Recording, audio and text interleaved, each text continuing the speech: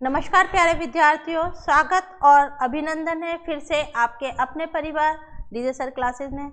हम यहाँ पढ़ रहे हैं आपके काव्य शास्त्र और काव्य शास्त्र के अंतर्गत हमारा चल रहा है आपका अलंकार शास्त्र।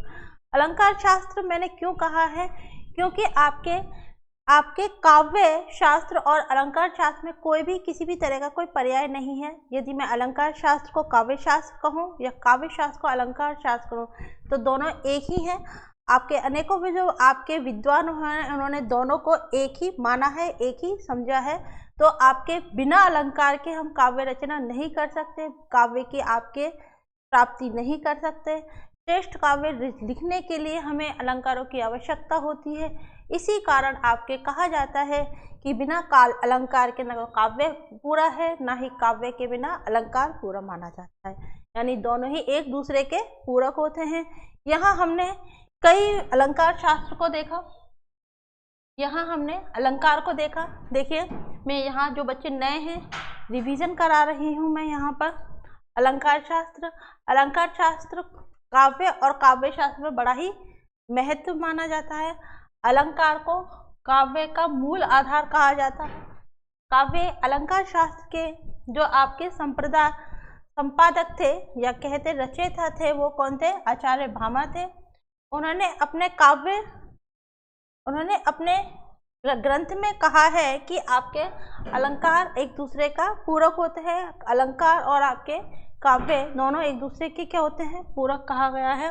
आचार्य दंडी ने काव्य शास्त्रियों ने अलंकार को काव्य की आत्मा के रूप में परिचित किया है।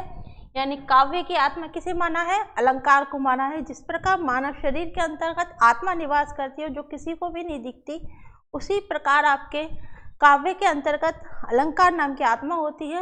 उसी से आपके काव्य शास्त्र होता है वो जीवित प्रतीत होता है। यानी उसमें रोचकता आती है, संवेदना आती है। तो ये आपके क्या होती है? काव्य आत्मा कहलाती है। अलंकार काव्य की आत्मा कहलाते हैं। इन सब चीज़ों को हमने पढ़ लिया था।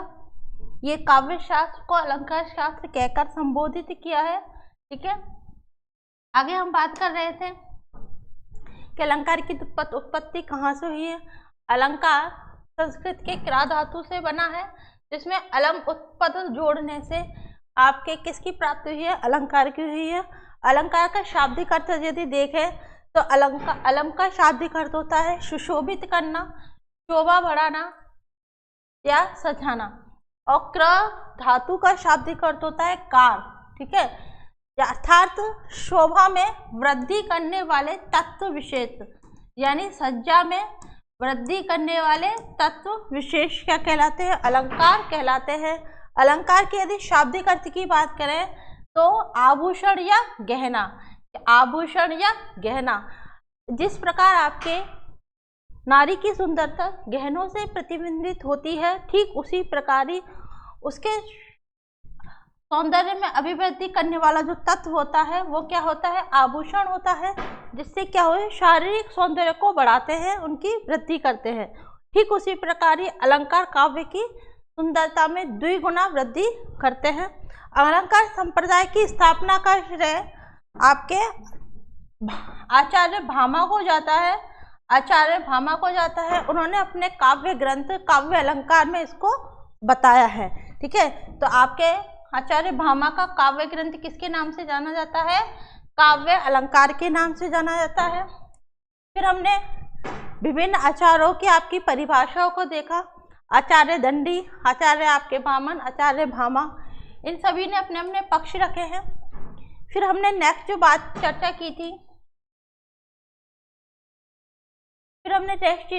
थी, अलंकारों के भेद की।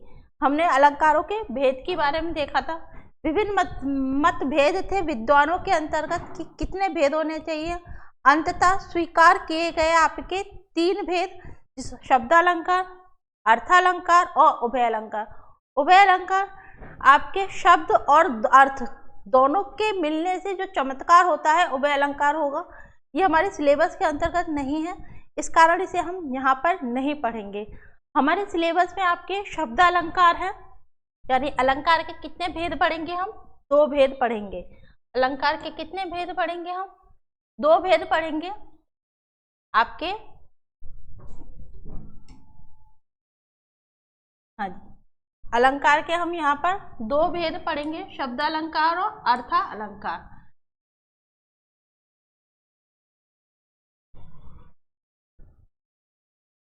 हाँ जी, अलंकार के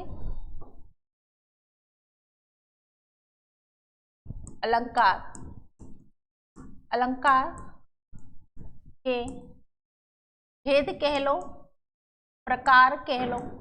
अलंकार के कितने भेद देखेंगे हम यहाँ पर? अलंकार के हम दो भेदों को देखेंगे।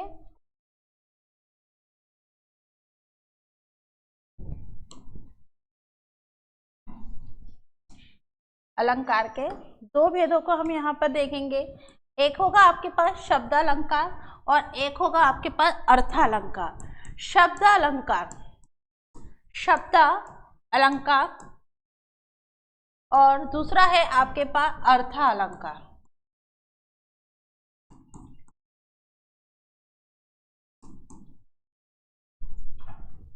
शब्द अलंकार जैसे कि नाम से ही बोधित हो रहा है कि आपके शब्दों के आने से जहाँ आपके चमत्कार होता है वहाँ शब्द अलंकार होता है, और जहाँ अर्थ के होने से आपके चमत्कार उत्पन्न हो काव्य के अंतर्गत वो आपके क्या होगा? अर्थ अलंकार होगा।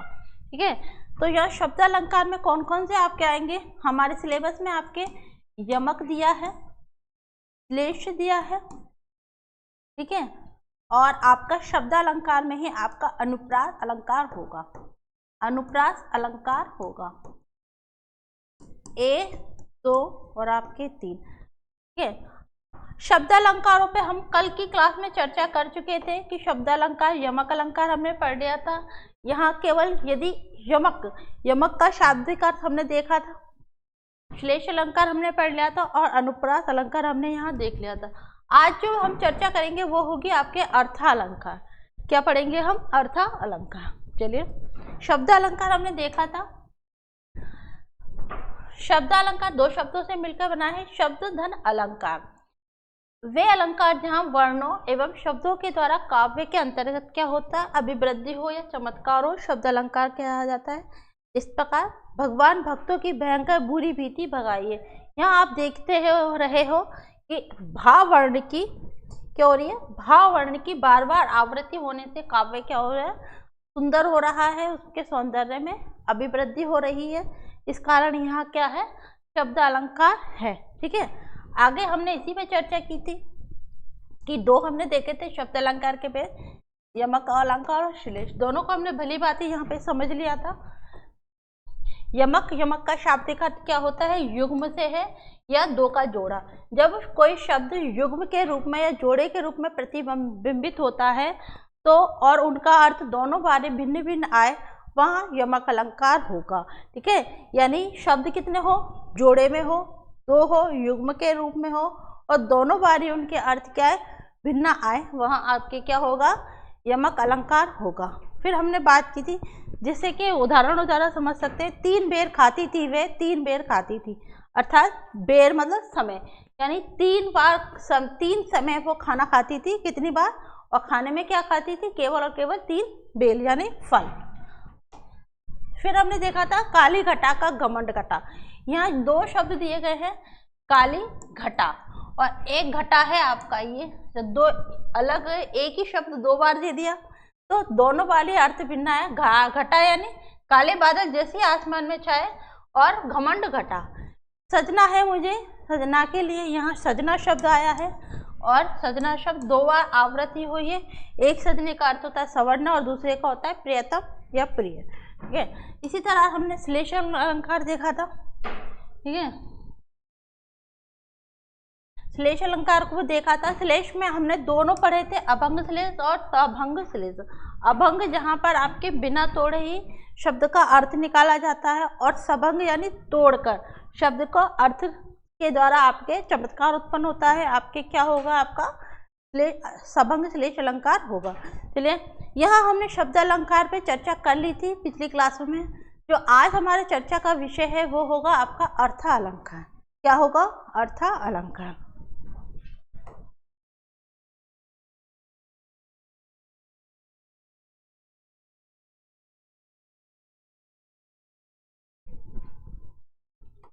चलिए, आज हम पढ़ेंगे अर्थ अलंकार। पहले इसकी परिभाषा पे बात कर लेते हैं। अर्थ अलंकार, जिस प्रकार आपके अर्थ शब्द अलंकार को पढ़ा था उसी तरह हम अर्थ अलंकार को देखते हैं। अर्थ अलंकार दो शब्दों के मेल से बना है। अर्थ धन अलंकार, अर्थ धन अलंकार। पर पहले हमने क्या देखा था कि शब्द से आपके क्या हो रहा था, चमत्कार हो रहा था। लेकिन यहाँ ना तो किसी वर्ण विशेष से न किसी शब्द विशेष से, यहाँ उसके अर्थ विशेष से चमत्कार प्रदर्शित हो रहा है। वहाँ आपके क्या होगा, अर्थ अलंकार होगा। ठीक है, तो यानी जिसके अर्थ थे। इसकी परिभाषा देख लेते हैं। इसकी परिभाषा, वे अलंकार शब्द, वे अलंकार शब्द या कह सकते हैं वर्ण। वे अलंकार शब्द या वर्ण, वे अलंकार शब्द या वर्ण के कारण, वे अलंकार शब्द या वर्णों के कारण काव्य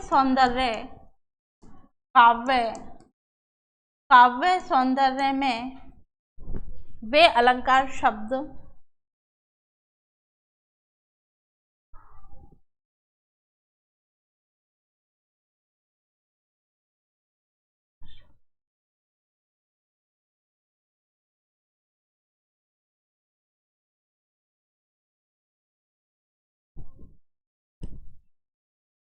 वे अलंकार शब्द जहां शब्दों या वर्णों के कारण काव्य सौंदर्य में अभिवृद्धि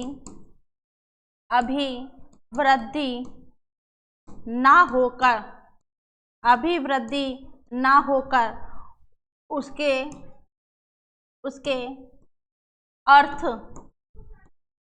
अर्थ से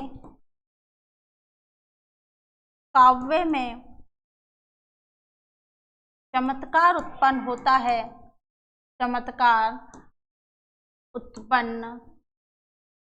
उसके अर्थ से काव्य में चमत्कार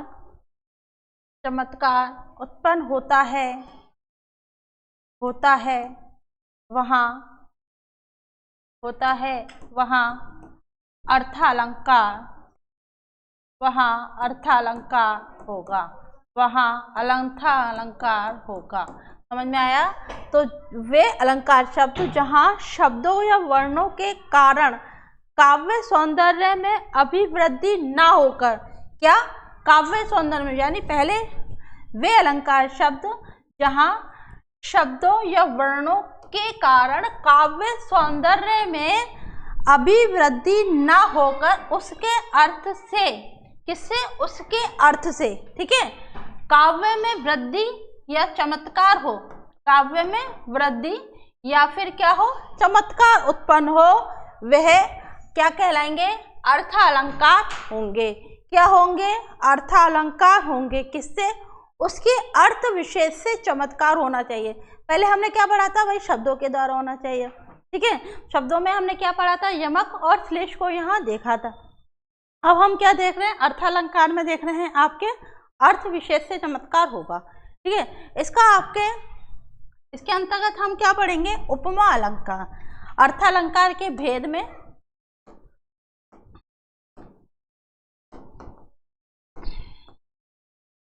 अर्थ अलंकार के उपभेद में हमने क्या पढ़ेंगे, सबसे पहले हम पढ़ेंगे आपके उपमा अलंकार नंबर 1।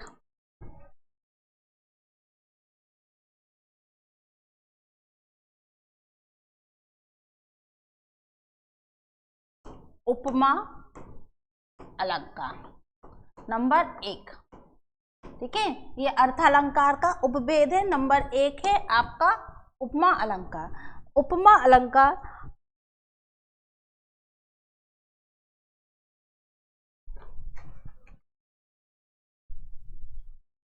भाई, उपमा अलंकार को, ये उपमा जो अलंकार है वो आपका अर्थालंकार का मूल आधार कहा जाता है।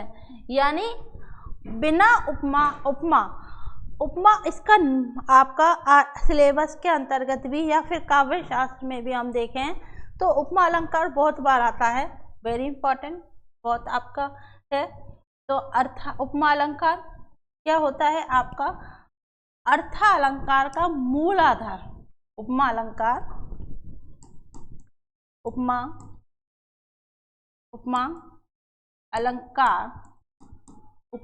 अलंकार को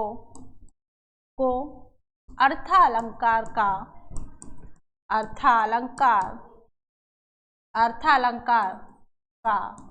मूलाधार कहा जाता है। क्या कहा जाता है? अर्थालंकार का मूल आधार मूलाधार कहा जाता है। अर्थालंकार को, उपमा अलंकार को अर्थालंकार का मूलाधार कहा जाता है। किसे कहा जाता है? उपमा अलंकार को। याद रखने वाली बात है कि वह कौन सा अलंकार है जिसे अर्थालंकार का मूलाधार कहा जाता है। तो उपमा अलंकार को अर्थालंकार का मूलाधार के रूप में आपको संबोधित किया जाता है। समझ में आ गया? चलिए अब उपमा अलंकार की बात कर लेते हैं। भाई उपमा जो शब्द है 2 शब्दों से मिलकर बना है। उपमा अलंकार 2 शब्दों से, उपमा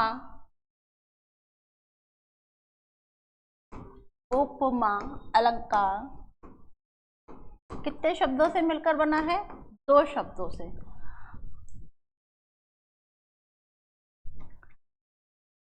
उपमा, ठीक है। उप का शाब्दिक अर्थ की बात करें और माँ के शाब्दिक अर्थ की बात करें तो उप का शाब्दिक अर्थ होता है आपका समीपता या फिर तुलना।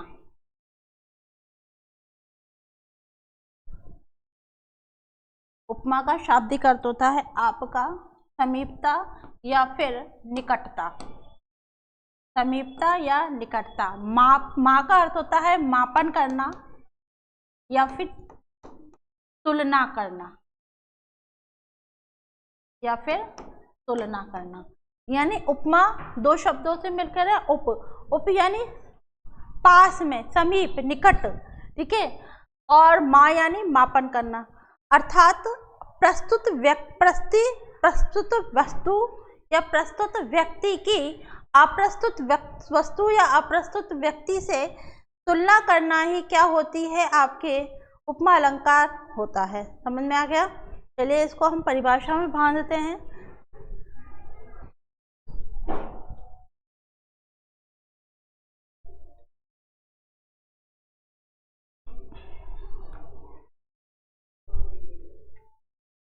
इसके शाब्दिक अर्थ की यदि बात करें, इनका शाब्दिक अर्थ है तो है आपका समीपता या फिर तुलना, ठीक है। समीपता या तुलना, ठीक है। अर्थात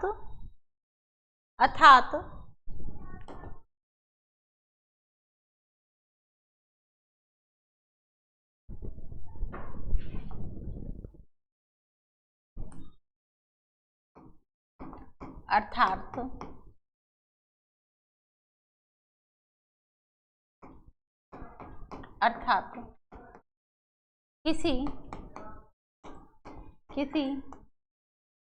एक वस्तु या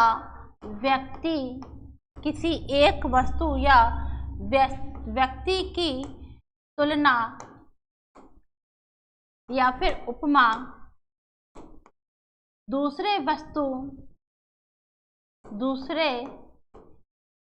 वस्तु वस्तु या व्यक्ति से की जाए, व्यक्ति से की जाए वहाँ उपमा अलंकार होगा, वहाँ उपमा अलंकार होगा। समझ में आया? यहाँ दो में आपके एक, दो में एक, ठीक है। अब किसी एक वस्तु या व्यक्ति की तुलना या उपमा दूसरे वस्तु या व्यक्ति से की जाए, वहाँ क्या होगा? उपमा अलंकार होगा, ठीक है। अब इस चीज को हम अलग तरीके से और देखते हैं। वो अलग तरीका क्या है? देखिए,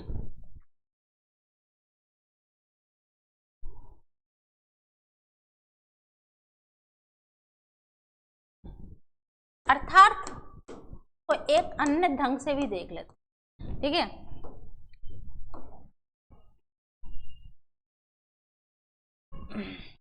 जहां प्रस्तुत वस्तु या व्यक्ति की समानता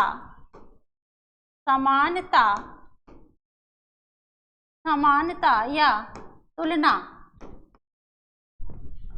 प्रस्तुत वस्तु या व्यक्ति की तुलना या समानता किसी अप्रस्तुत वस्तु या व्यक्ति विशेष से की जाए। भाई मैं बड़े ही आराम से, सरलता से समझा रही हूँ। जो भी बच्चे आपके इस वर्ष परीक्षा देने के लिए आए हैं और उन्होंने टारगेट बनाया कि हम इस परीक्षा को उत्तीर्ण करके ही रहेंगे, तो आपके लिए डीजे सर क्लासेस बहुत अच्छा विकल्प है। मैं बड़े ही आपके सरलता पूर्वक आपको काव्य शास्त्र को यहाँ समझाने की कोशिश कर रही हूँ। आप यदि यहाँ पढ़ेंगे तो मैं यहाँ से आपका एक भी क्वेश्चन गलत नहीं होने वाला, ठीक है। मैं आराम से समझा रही हूँ, बता रही हूँ।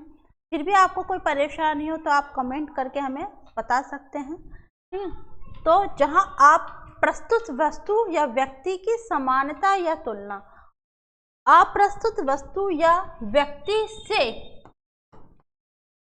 की जाए,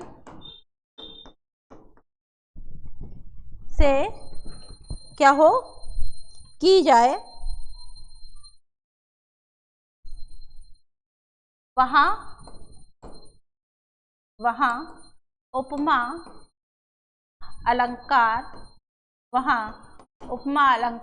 होगा, वहाँ उपमा अलंकार होगा, ठीक है। तो हमने क्या देखा? हमने देखा यहाँ जहाँ प्रस्तुत वस्तु या व्यक्ति की समानता या तुलना अप्रस्तुत वस्तु या व्यक्ति से की जाए, वहाँ उपमा अलंकार होगा। अब यहाँ मैंने दो शब्द लिखे हैं, प्रस्तुत और अप्रस्तुत, ठीक है। प्रस्तुत, आपके पास कौन सी चीज प्रस्तुत है? भाई आपकी खुद के शारीरिक विशेषताओं में आप देखेंगे, आपके पास मुख है, नाक है, ठीक है, आपके पास हाथ है। आपके खुद की जो चीजें होती हैं, आपके आसपास जो चीजें होती हैं, वो किस में आएंगी? प्रस्तुत में आएंगी। और जो प्रकृति विशेष के अंतर्गत होंगी, वो किस में आएंगी? आपके अप्रस्तुत में आएंगी। दोबारा समझिए, प्रस्तुत यानी हमारे खुद के पास, अप्रस्तुत जो प्रकृति विशेष में है। तो प्रकृति विशेष की तुलना हम किससे करते हैं? प्रस्तुत से कर रहे हैं, यानी खुद की तुलना हम किससे कर रहे हैं? आपके अप्रस्तुत से कर रहे हैं, ठीक है। इस चीज को इस तरह समझिए, एक उदाहरण द्वारा मैं आपको समझाने, जैसे झील सी नीली आंखें या फिर नीली आंखें, झील सी नीली आंखें। अब झील क्या हो गई? झील क्या हो गई भाई? अप्रस्तुत चीज हो गई। झील क्या है? अप्रस्तुत है, क्योंकि झील क्या है? प्रकृति में आएगी, प्रकृति विशेष में आई। तो प्रकृति विशेष में जैसे ही आई तो वो क्या हुई आपकी, आप प्रस्तुत हो गई। आपके पास तो नहीं, आपने तो क्या करी, तुलना की, उपमा की, तो आप प्रस्तुत हो गई है। कौन हुई भाई, झील हो गई। अप्रस्तुत, जो अप्रस्तुत होता है वो होता है आपके पास उपमेय। वो क्या होता है आपके पास, उपमेय।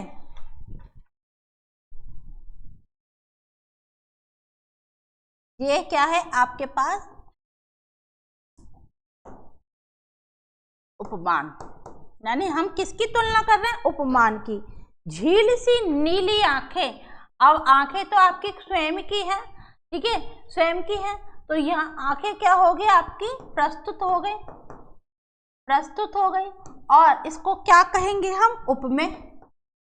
उपमेय, तो हम उपमेय किसकी कर रहे हैं, हम आंखों की उपमा किससे कर रहे हैं, झील से कर रहे हैं, जो कि आप प्रस्तुत है, आपके सामने विराजमान नहीं है, ठीक है। सी आपका नीली क्या हो गया, आपका वाचक शब्द हुआ। और आपके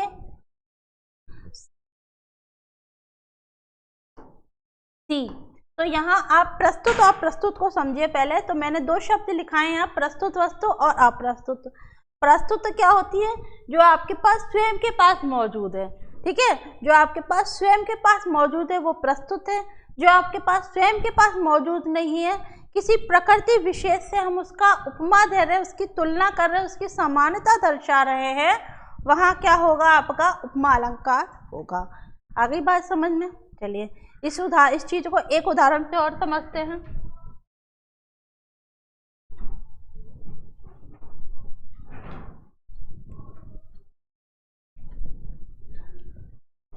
मुख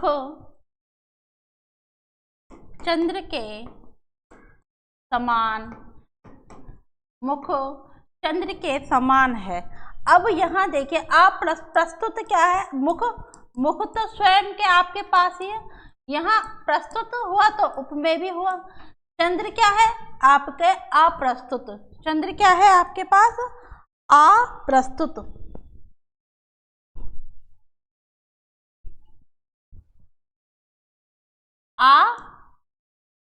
अप्रस्तुत है चंद्र।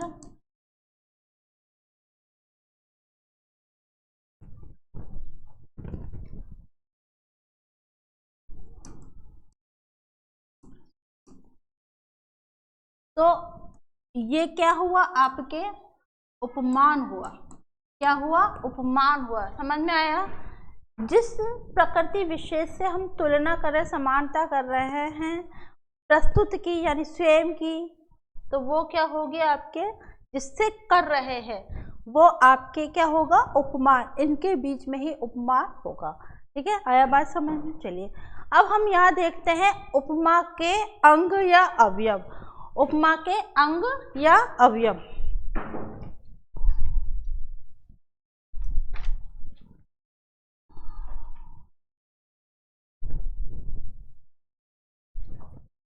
देखिए यहाँ दोबारा समझिए प्रस्तुत को और अप्रस्तुत को। ये तो उदाहरण द्वारा समझा। अब देखिए प्रस्तुत और अप्रस्तुत, यहाँ मैंने दो उदाहरण करवाए आपके पास। तो देखिए प्रस्तुत, मुख चंद्र के समान है, तो मुख क्या होगा, प्रस्तुत हो गया। जो मुख है वो क्या है, प्रस्तुत है, और जो प्रस्तुत है वही क्या है भाई, उपमेय कहलाता है। क्या कहलाता है, उपमेय कहलाता है। और जो अप्रस्तुत है वो क्या है, उपमान कहलाता है। क्या कहलाता है, उपमान।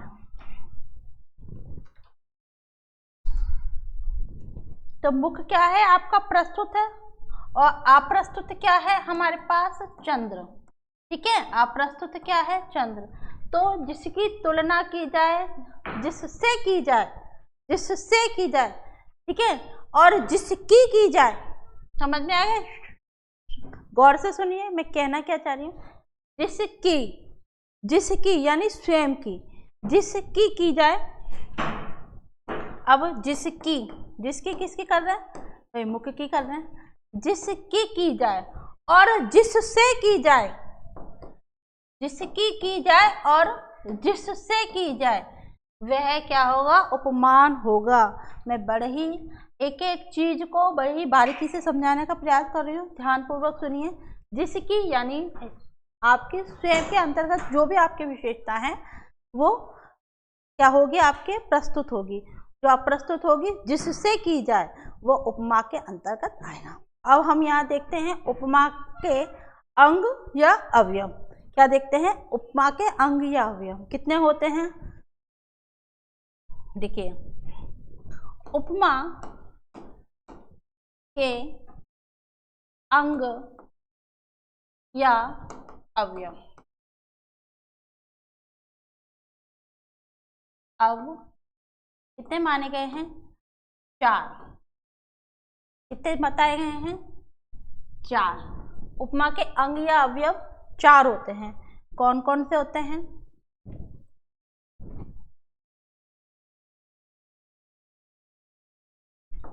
चलिए। नंबर 1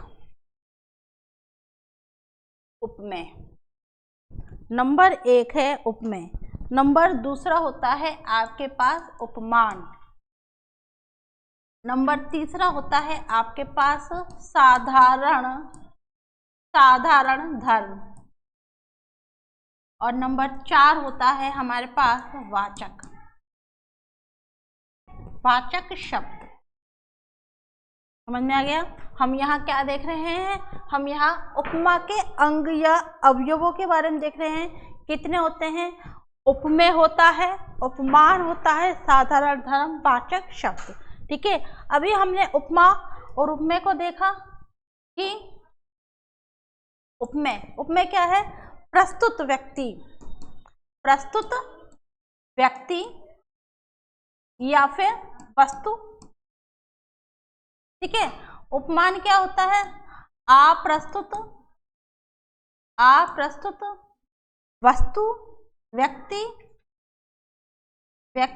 या वस्तु। ठीक है, साधारण धर्म क्या होता है,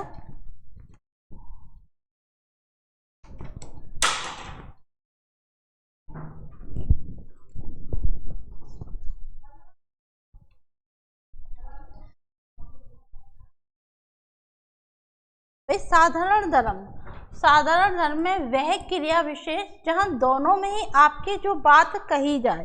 ठीक है, जो आपकी दोनों को ही क्या बता रही है, आपकी विशेषता सूचक बता रही है।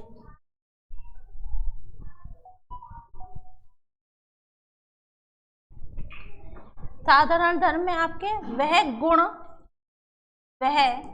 गुण जो उपमेय या उपमान दोनों में ही बताया जा रहा है, दोनों में ही सूचित किया जा रहा है, यानी क्या होगा आपका गुण। ठीक है, वाचक शब्द क्या होते हैं, भाई आपके इसमें कुछ पहचान सूचक शब्द मिलेंगे, जैसे सा, सी, समान, सादृश्य,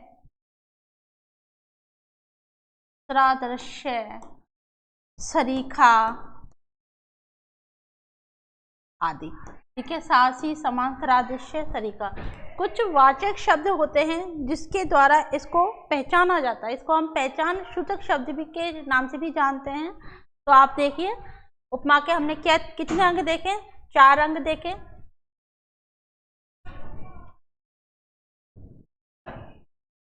ठीक है, उपमेय प्रस्तुत व्यक्ति या वस्तु, उपमान अप्रस्तुत व्यक्ति या वस्तु, साधारण धर्म जो दोनों में ही आपके हो, उपमेय में भी और उपमान में भी। जैसे कि मैंने बोला मुख चंद्र के समान सुंदर है।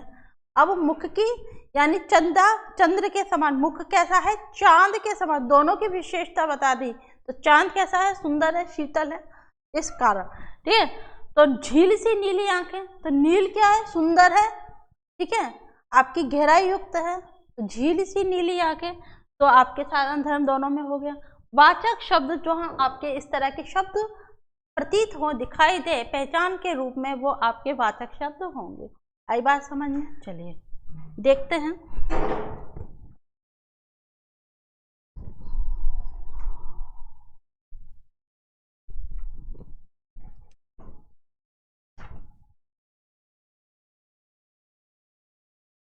चलिए अब हम इनको एक एक करके समझेंगे। नंबर 1 उपमेय।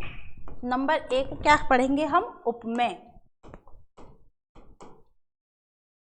उपमेय जिसकी उपमा की जाए, जिसकी उपमा या फिर कह सकते हो तुलना, जिसकी उपमा या फिर तुलना की जाए। एक मिनट, मैंने एक चीज लिखाना भूल गई हूं। जिस प्रस्तुत वस्तु या जिस प्रस्तुत वस्तु या व्यक्ति की तुलना की जाए, वस्तु या व्यक्ति की तुलना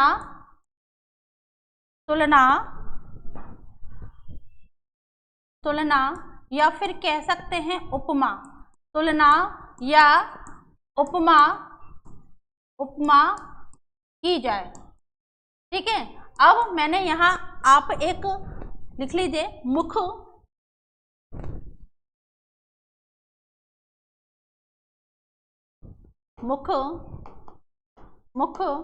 चंद्र के समान सुंदर है। अब यहाँ पर हमको उपमेय और उपमा इसमें से ही चाटना है। तो उपमेय भैया क्या हो गया? मुख हो गया। चंद्र क्या होगा? उपमान हो गया। समान क्या हो गया आपका? साधारण धर्म, तो वाचक शब्द हो गया। सुंदर क्या हो गया आपका? साधारण धर्म हो गया। ठीक है, अब जिस वस्तु या व्यक्ति की तुलना की जाए, तो मुख क्या है यहाँ पर? मुख क्या है यहाँ पर? उपमेय है। ठीक है, फिर बात करेंगे हम किसकी? उपमान की। नंबर 2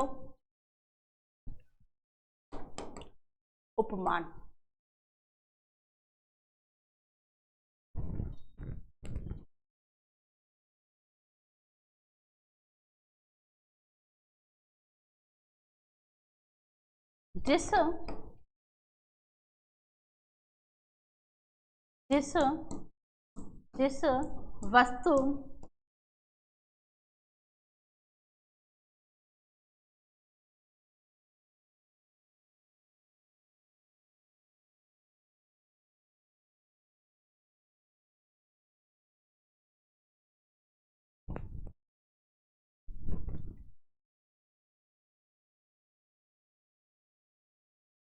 जिस वस्तु या व्यक्ति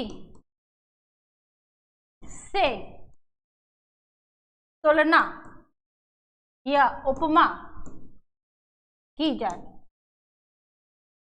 ठीक है, यहाँ पर वस्तु या व्यक्ति की, यहाँ पर की शब्द आया है। ठीक है, यहाँ से तुलना की जाए,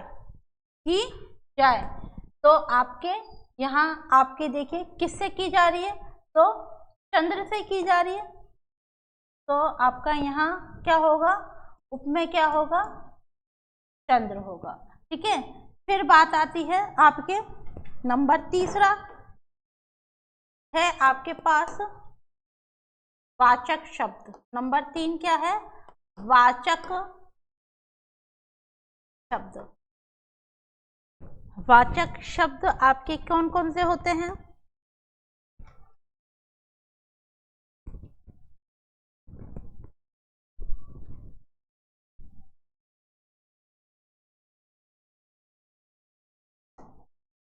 वह समानता सूचक शब्द, वह समानता सूचक शब्द जो उपमेय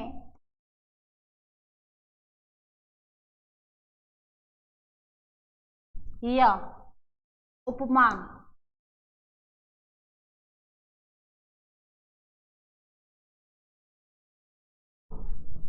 में बताया जाए।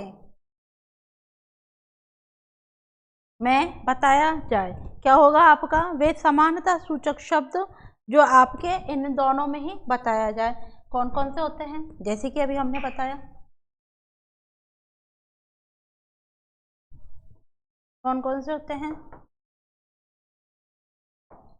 सा, सी, सम, समान, सरीखा, सादृश्य, सादृश्य, ईव, ईव, ईव, अस, ज्यों आदि। ठीक है, यानी इस तरह के जो शब्द अगर आपको दिखते हैं वो क्या होंगे? आपके वाचक शब्द कहलाएंगे, यानी उपमा के अवयवों के अंतर्गत आएगा। अब बात करते हैं हम साधारण धर्म की। साधारण धर्म,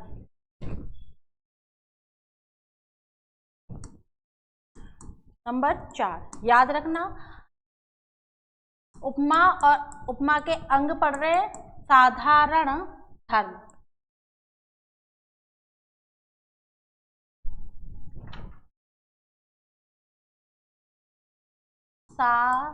साधारण धर्म। भाई साधारण धर्म क्या होते हैं? वह गुण जो दोनों में समान रूप से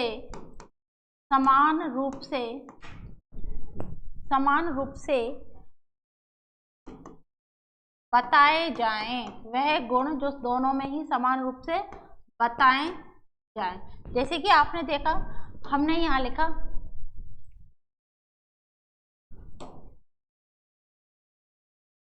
कि मुख चंद्र के समान क्या है? सुंदर है। तो यहाँ साधारण, देखिए ये क्या है? देखिए ये मुख क्या है आपका? उपमेय हुआ। मुख क्या हुआ? उपमेय हुआ। तुलना किससे की जा रही है? चंद्र से की जा रही है, तो उपमान हो गया। ठीक है, समान क्या हुआ? वाचक शब्द हो गया, वाचक शब्द हो गया। दोनों में एक गुण है, मुख भी सुंदर है, चंद्र भी सुंदर है, तो दोनों में गुण बता रहे हैं, तो क्या होगा? साधारण धर्म। समझ में आया ये चीज? तो यहाँ आपके जब ये सारी चीजें एक में ही होती हैं तो ये आपके उपमा के अंग या फिर अवयव कहे जाते हैं। आई बात समझ में? चलिए यहाँ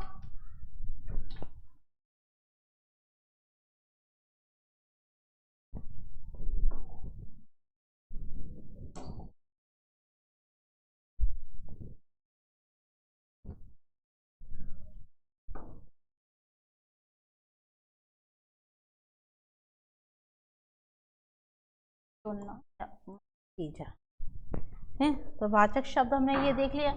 नेक्स्ट हम देखेंगे आपके साधारण धर्म। साधारण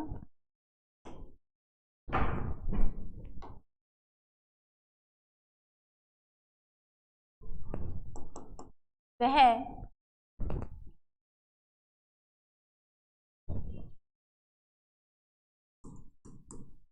नंबर 4,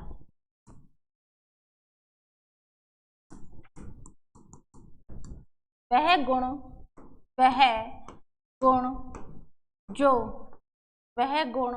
जो उपमेय व उपमान दोनों में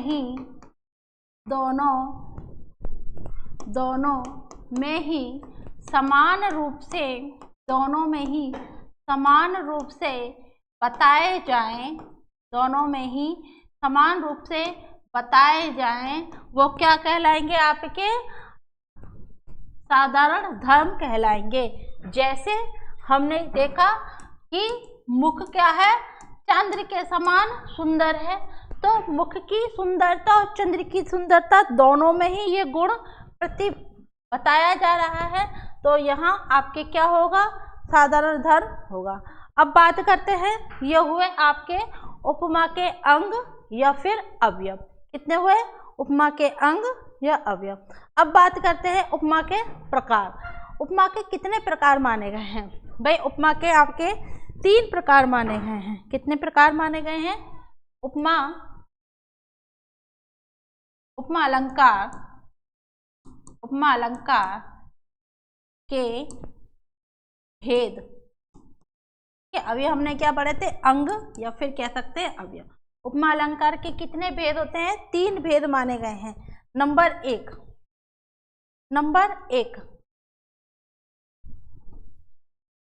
पूर्ण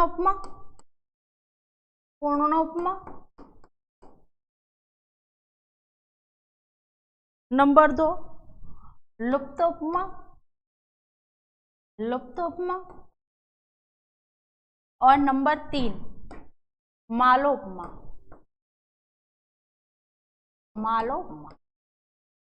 ठीक है, तो आपके अलंकार, उपमा अलंकार के कितने भेद माने गए हैं, 3, पूर्ण उपमा, लुप्त उपमा और मालो उपमा। अब इसको हम समझेंगे ध्यानपूर्वक। देखिए यहाँ तक आपको समझ में आ रहा होगा। बढ़ते हैं हम पूर्ण उपमा की तरफ। चलिए, तो नंबर 1 है हमारे पास पूर्ण उपमा।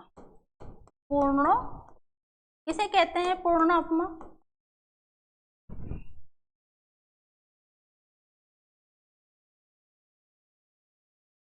देखिए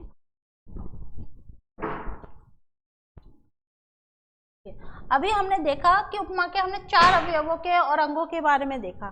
पूर्ण उपमा यानी पूर्ण रूप से, पूर्ण कह लो या पूरे। ठीक है, पूर्ण उपमा 2 शब्दों से मिलकर बना है। आप देखिए 2 शब्दों से उपमा बना है, पूर्ण धन उपमा, पूर्ण धन उपमा। यहाँ आपके पूर्ण यानी पूरे, पूरा, या उपमा आपके उपमा के चारों अंगों का जहाँ समाहार किया जाता है पूर्ण रूप से, वहाँ आपके उपमा अलंकार होगा। समझ में आया? दोबारा समझिए।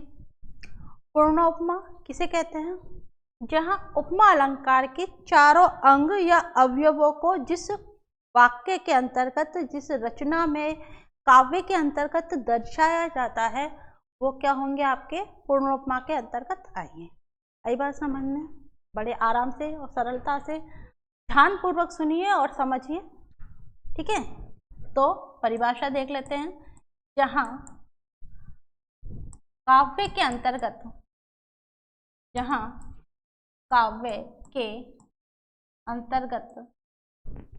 काव्य के अंतर्गत उपमा के चारों अंग या अवयव आए, वहाँ पूर्ण उपमा होगा। ठीक है, तो यहाँ चारों अंग, उपमा के चारों अंग या अवयव आए, वहाँ आपके क्या होगा, पूर्ण उपमा होगा। जैसे अभी हमने चारों अंग क्या पढ़े थे भाई, उपमेय भी आना चाहिए। क्या आना चाहिए? नंबर 1 चारों अंग कौन से थे, उपमेय आएगा। नंबर 2 उपमान आएगा। नंबर 3 वाचक शब्द आएंगे। नंबर 4 साधारण धर्म आएगा। यानी ये तीनों अगर चारों चीजें यदि किसी में दिखाई जा रही हैं, वो आपके क्या होगा, पूर्ण उपमा। चलिए इन चारों को हम एक किसी वाक्य के अंतर्गत देखते हैं कि किसी रचना में आ रहे हैं या नहीं आ रहे हैं। देखते हैं।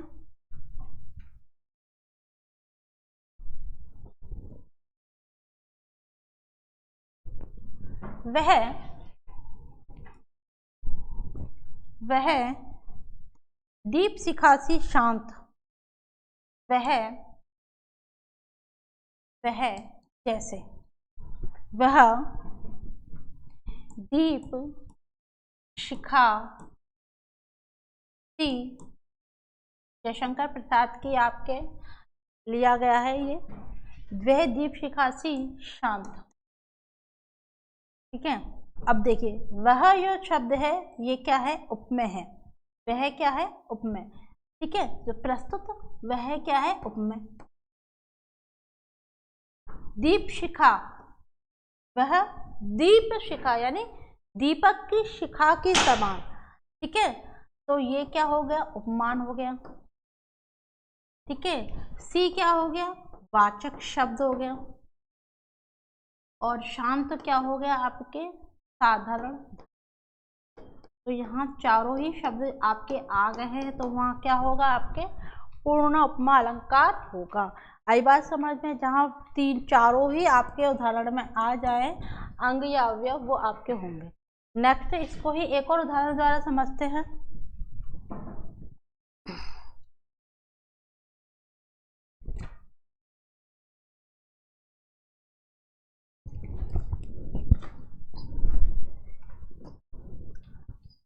पीपर पात, पीपर पात सरिस मन डोला। पीपर पात सरिस, पीपर पात सरिस मन मन डोला। पीपर पात सरिस मन डोला। अब यहाँ पीपर क्या है, पीपर यानी पत्ते, पात यानी, पात यानी पत्ते, ठीक है, पात यानी क्या होंगे, पत्ते, ठीक है। पीपर यानी होगा उपमान, तो पीपर उपमान, ठीक है। और ये क्या है, आपके उपमेय यानी प्रस्तुत, प्रस्तुत, उपमान यानी अप्रस्तुत, अप्रस्तुत। सरिस, सरिस मन डोला, मन डोला। तो आपका दोबारा समझिए इस चीज को, पीपर पात सरिस मन डोला।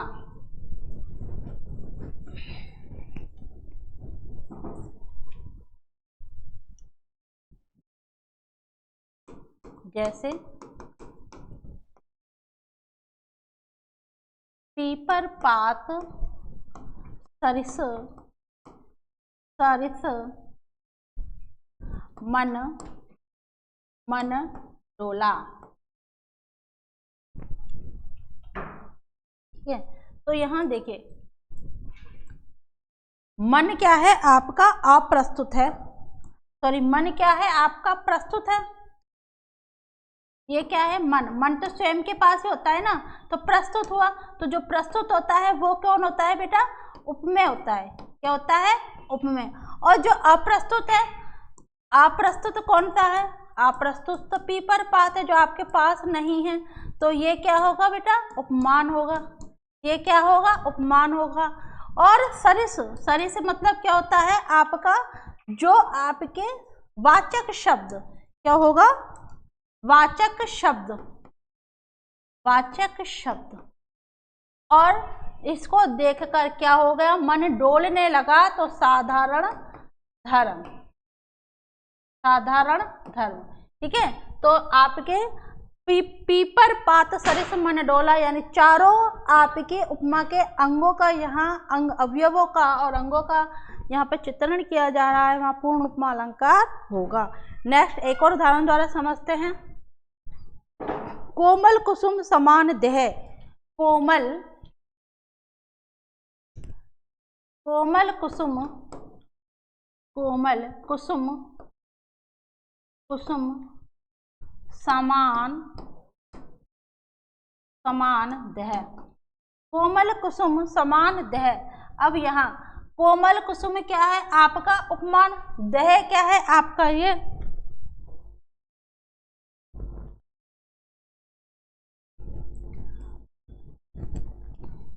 चलिए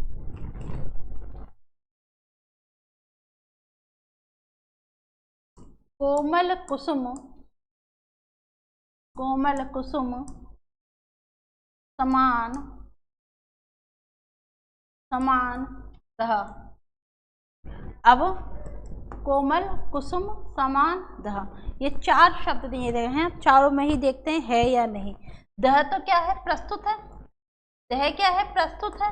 तो जो प्रस्तुत है वो क्या है आपके पास, उपमेय। भाई आप पहले ये छांटने की कोशिश कीजिए कि कौन सी चीज आपके पास प्रस्तुत है। भाई दह तो सबके पास है, तो उपमेय होगा। अब किससे कर रहे हैं, कुसुम से कर रहे हैं। किससे कर रहे हैं, कुसुम। तो कुसुम क्या, पुष्प के है, तो यहाँ अप्रस्तुत क्या होगा, अप्रस्तुत क्या है, कुसुम है, तो कुसुम क्या हो गया, उपमान हो गया, ठीक है। अब समान, मैंने अभी आपको बताया, समान क्या होगा, वाचक शब्द हो गए, ठीक है। अब कोमल क्या हो गए आपके साधारण धर्म, यानी दोनों में ही ये बात दोनों में ही ये गुण हो रहा है। तो कोमल कुसुम समान देह, तो देह कैसी है, कुसुम की समान क्या है, कोमल है। तो आपको जहाँ चारों ही अंगों का विवरण किया जाता है वहाँ कौन सा अलंकार होगा, पूर्ण उपमा अलंकार होगा। और आगे देखते हैं हम लुप्त उपमा। लुप्त उपमा, अब बात करते हैं हम नंबर 2 लुप्त उपमा। जैसे ही देखिए 2 शब्दों से मिलकर बना है लुप्त धन उपमा। जहाँ आपके लुप्त मतलब होता है जहाँ एक भी अंग आपका लुप्त हो, जहाँ आपके रचना में उपमा का कोई भी एक भी अंग आपका यहाँ पर लुप्त हो, वहाँ लुप्त उपमा अलंकार होगा। आई बात समझ में? आगे देखते हैं परिभाषा। जहाँ उपमा के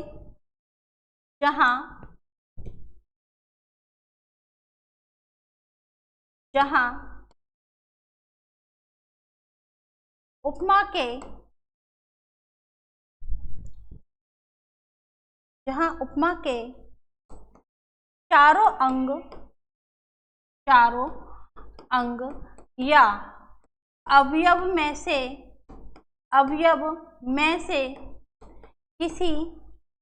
किसी एक का भी लोप हो,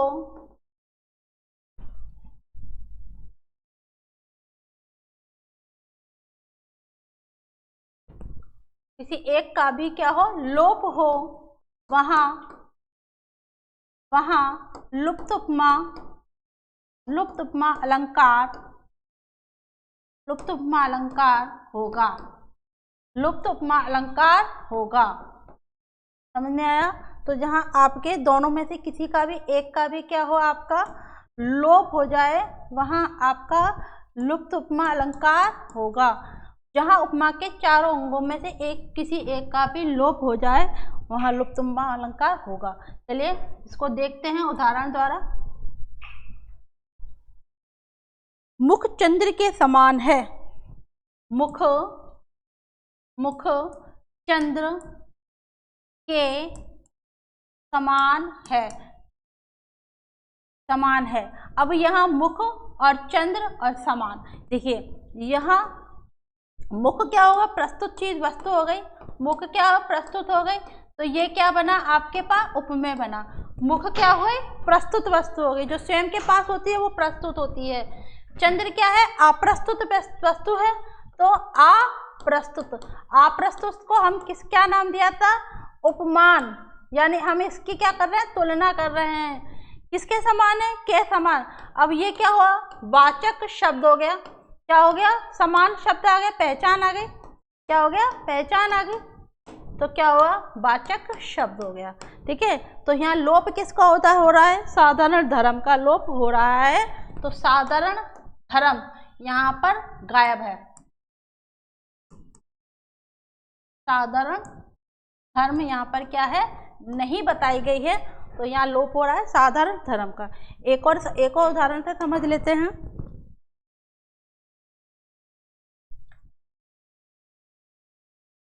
पानी तेरा बुदबुदा अस मानुष की जात।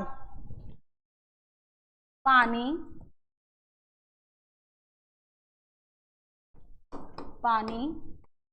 तेरा बुदबुदा, पानी तेरा बुदबुदा अस मानस की जात, असमानस की जात। अब देखिए यहाँ दूसरा उदाहरण द्वारा समझा रही हूँ मैं, पानी तेरा बुदबुदा। अब पानी क्या हो,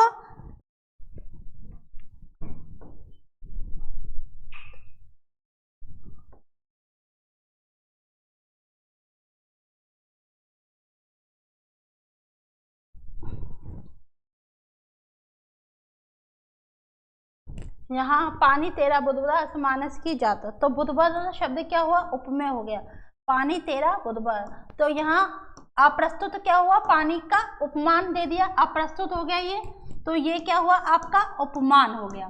पानी और मानस की जात, मानस की जात क्या हुई आपके, उपमा हो गई, उपमेय हो गया, प्रस्तुत हो गई। और अस क्या है यहाँ पर, वाचक शब्द है, तो यहाँ पुनः आपका साधारण धर्म आपका नहीं बताया गया है। साधारण धर्म का यहाँ पर क्या हो गया है, लोप हो रहा है, साधारण धर्म यहाँ पर नहीं है। तो यहाँ आपका कोई भी एक अवयव यदि गायब हो जाता है, लोप हो जाता है, तो वहाँ क्या होगा, लुप्त उपमा अलंकार होगा। एक और उदाहरण द्वारा से समझ लेते हैं।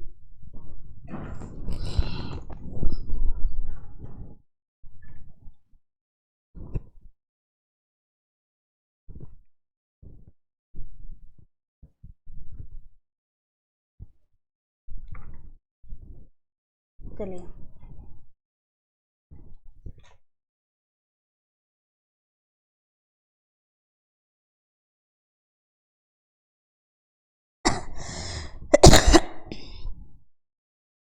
कोटि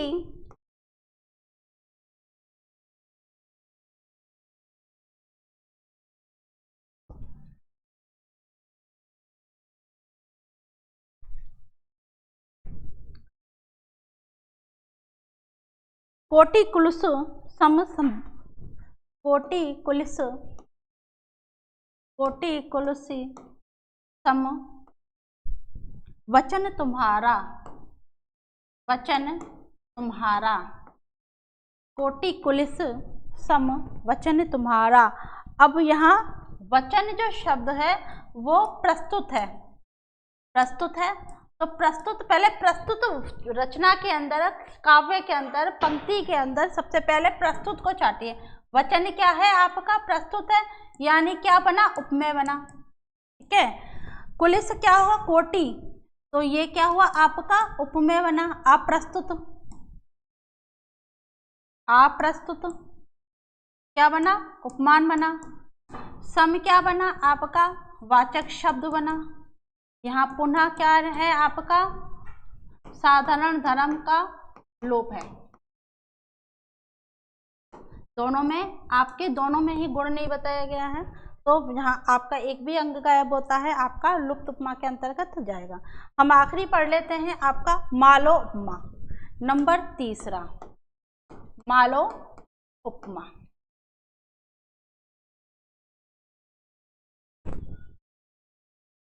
देखिए, मालो उपमा, मालो उपमा जैसे कि देखो 2 शब्दों से मिलकर बना है मालो उपमा, माला, धन, उपमा। जहां आपके पंक्ति के अंदर उपमा के कोई भी एक से अधिक उपमा सूचक शब्दों की माला के रूप में बताया, यानी एक से अधिक। माला कितने मोतियों की होती है, बहुत सारे मोतियों से बनती है। उसी प्रकार यहाँ उपमा के कोई भी एक अंग की आपकी गिनती अधिक हो, वहाँ क्या होगा, मालो उपमा अलंकार होगा, यानी एक से अधिक आने पर, ठीक है। तो उसकी परिभाषा देख लेते हैं मालो उपमा की। जहाँ एक ही उपमेय, जहाँ एक ही उपमेय या प्रस्तुत कह दीजिए, जहाँ एक ही उपमेय या प्रस्तुत की दो या दो से अधिक,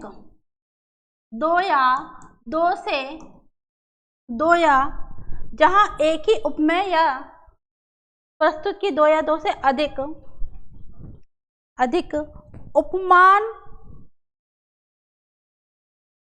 उपमान शब्द से तुलना की जाए वहाँ मालो यह उपमान अप्रस्तुत शब्दों से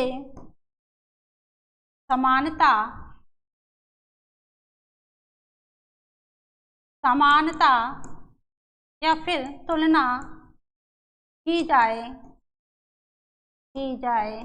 वहाँ जाए, वहाँ मालो उपमा, वहाँ मालो उपमा अलंकार होगा, वहाँ मालो उपमा अलंकार होगा। ठीक है, तो यहाँ आपके एक ही उपमेय की दो या दो से अधिक बार आप प्रस्तुत उपमान से तुलना की जाए, मालो उपमा अलंकार वहाँ पर होगा। आए बार समझ में, उदाहरण द्वारा समझ लेते हैं। चलिए,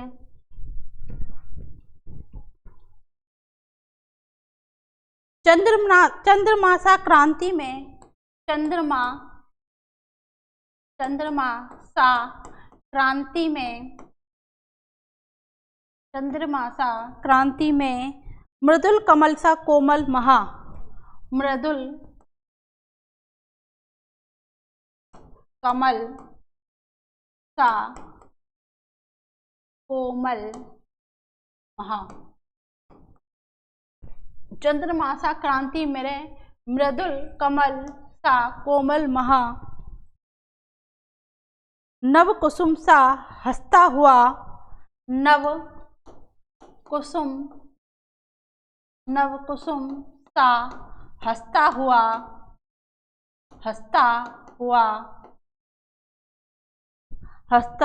प्राणेश्वरी का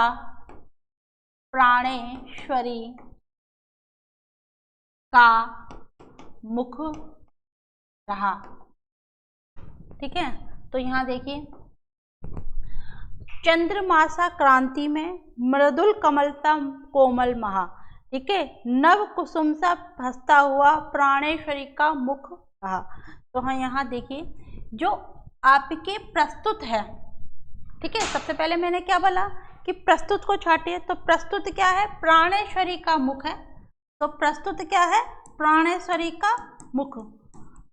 तो हम उपमान किसकी कर रहे हैं, ये हमारा उपमान। ठीक है, अब किससे कर रहे हैं, ठीक है, पर चंद्रमा से कर रहे हैं। क्रांति में कहता है चमक है, इस प्रकार चंद्रमा में क्या है, क्रांति होती है, चमक होती है, तो उसका मुख कैसा है, चंद्रमासा है। उपमा दी पहली उपमा, और कमल के पुष्प की तरह क्या है, मृदुल है, और पुष्प आपके कोमल है। तो यहाँ देखिए तीनों से हमारी क्या कर दी है, उपमा कर दी है। तो जहाँ एक ही उपमान की आपके अनेकों उपमानों से उपमा की जाए, वहाँ क्या होगा, माल उपमा अलंकार होगा। तो यहाँ देखिए प्राणेश्वरी क्या हुआ, यहाँ पर, यहाँ प्राणेश्वरी, यहाँ प्राणेश्वरी हुई आपका उपमेय, या फिर कह सकते हैं प्रस्तुत। ठीक है, और आपका चंद्रमा,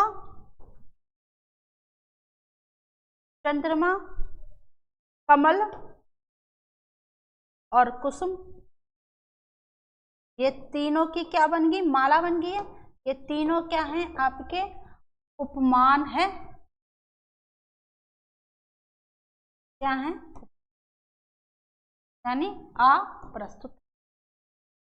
तो जहां आपके केवल एक ही उपमान की अप्रस्तुत से उपमेय से तुलना की जाए, वहां मालोपमा अलंकार होगा। समझ में आया। चलिए एक और उदाहरण द्वारा इस चीज को समझ लेते हैं।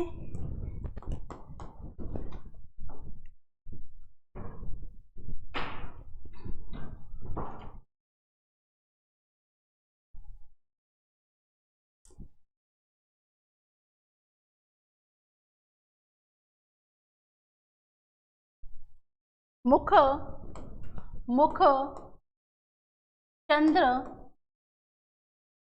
एवं कमल के समान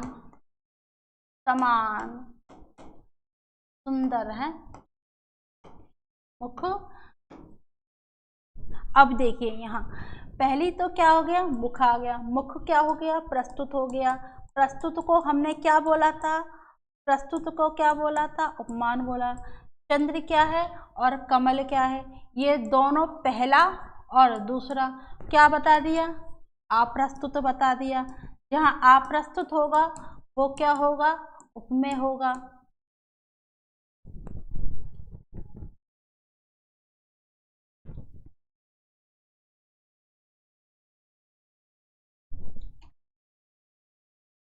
उपमान होगा। ठीक है, अब के समान क्या हो गया, वाचक शब्द हो गए। ठीक है, दोनों में ही गुण बताए हैं तो आपके क्या हो गया, साधारण धर्म हो गया। ठीक है, चारों अंग आ गए और एक से अधिक उपमान आ गए तो वहाँ क्या होगा, आपका मालो उपमा अलंकार होगा। ठीक है, तो मैंने यहाँ आपके उपमा के चारों अंगों के बारे में बताया है। अब इसकी पहचान की बात कर लेते हैं कि उपमा अलंकार की पहचान। उपमा अलंकार की पहचान। भाई उपमा अलंकार की पहचान क्या होती है, जहां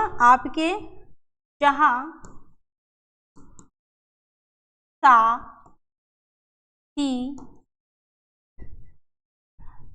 अस इव समान सरीखा सरीखा सादृश्य